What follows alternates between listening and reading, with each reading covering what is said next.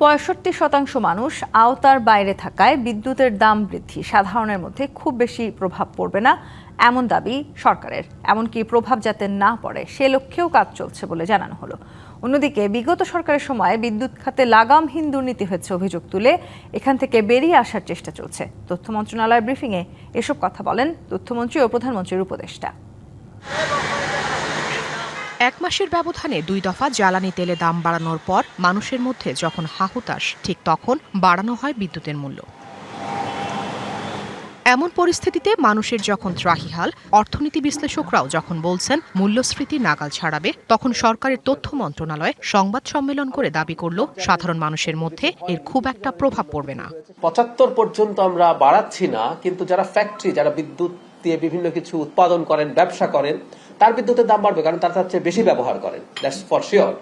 এজন্য এই কথাটা বলেছি, মূল্যবৃদ্ধির একটা প্রবণতা তো আছেই। সেই কারণেই উনি প্রাথমিকভাবে ডিরেক্টলি এফেক্টেড হলেন না। দ্রব্যমূল্য লজিকলি যদি অল্প বাড়ার কথা, খুবই অল্প বাড়ার কথা, সেটা যদি বাড়েও সেই চাপটা ওই ভালনারেবল মানুষ নিতে পারবেন।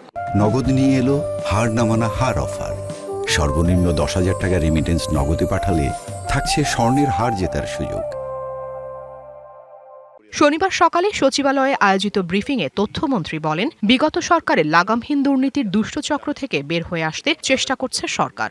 বিগত ২০ বছরের জ্বালানি নীতিমালার মধ্যে যদি জ্বালানি উত্তোলনের নীতিমালাটা থাকতো, আমদানি নির্ভরতা, তাহলে কিন্তু আজকের বৈশ্বিক সংকটে আমরা এত বেশি আঘাতপ্রাপ্ত হতাম না, এত বেশি শঙ্কিত হয়ে পড়তাম না। এত দীর্ঘ দুর্নীতির যে একটা চক্র, বিশেষ করে বিদ্যুৎ এবং জ্বালানিকে ঘিরে, আবার সেখান থেকে বের হয়ে আসাটা কি পরিমাণ সময় লাগতে পারে আপনারা নিশ্চয়ই বোঝেন।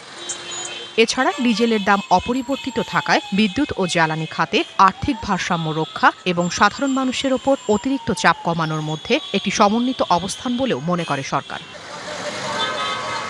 Afrin Anwar, DBC news, Dhaka.